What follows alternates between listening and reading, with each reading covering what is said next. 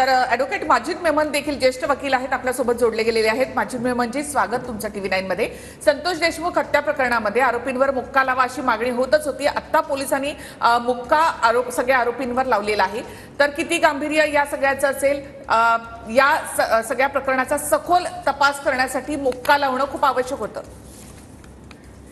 की बघा, कधीही असे प्रकरण घडतंय की हत्या झाली किंवा खंडणीचा मामला असेल किंवा असे काही गंभीर स्वरूपचे गुन्हा होतात, तर त्याच्यामध्ये माणूस कोण आहे, कोणाच्या समोर गुन्हा झालाय आणि गुन्हेगार सस्पेक्ट कोण आहे ते महत्वाचं नसतो.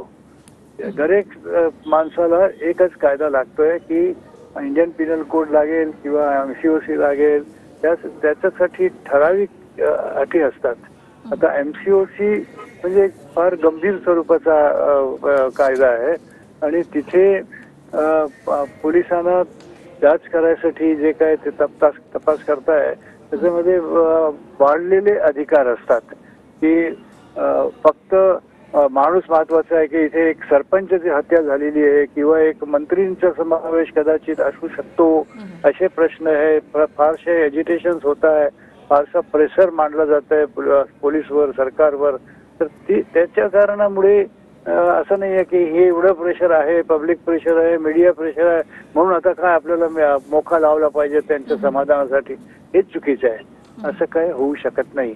जर मकोका कायदा आहे त्याच्यामध्ये की कुठल्या परिस्थितीत कुठल्या प्रकारचा गुन्हा, कुठल्या प्रकारचा एव्हिडन्स ते कोर्टानं जर ह्याचं समाधान होत असेल तर मकोका लावला तर टिकेल. नाहीतर तुम्ही कुठल्याही एक मर्डरच्या केसमध्ये माणूस महत्वाचा आहे म्हणून आम्ही मोका लावतो किंवा प्रेशर आहे पॉलिटिकल किंवा मीडियाचा म्हणून मोका लावतो, तर टिकू शकणार नाही. कारण तुम्ही 90 डेज असेच घुमवले आणि तुम्ही चार्जशीट टाकू शकत नाही. म्हणजे क्रिमिनल प्रोसिजर कोडच्या प्रमाणे 91st डे अटक केलेल्या आरोपींना बेल द्यावा लागेल.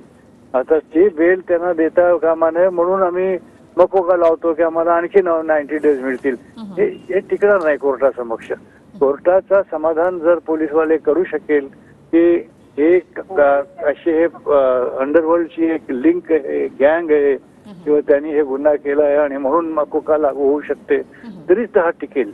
म्हणून आता याला एक राजनीतिक स्वरूप देऊन आणि प्रेशर मांडून पोलिसांवर किंवा सरकारवर, तर हे कोर्टा समक्ष टिकणार नाही. धन्यवाद माजिद मेमनजी, तुम्ही आमच्याशी बोललात त्याबद्दल. ज्येष्ठ वकील माजिद मेमन यांनी या संदर्भामध्ये मोका नेमका कशासाठी लावण्यात आला या संदर्भात देखील प्रश्न मांडलेत. तर या बीड प्रकरणामध्ये म्हणजे संतोष देशमुख हत्या प्रकरणामध्ये 7 जणांवर मोका लावण्यात आलेला आहे.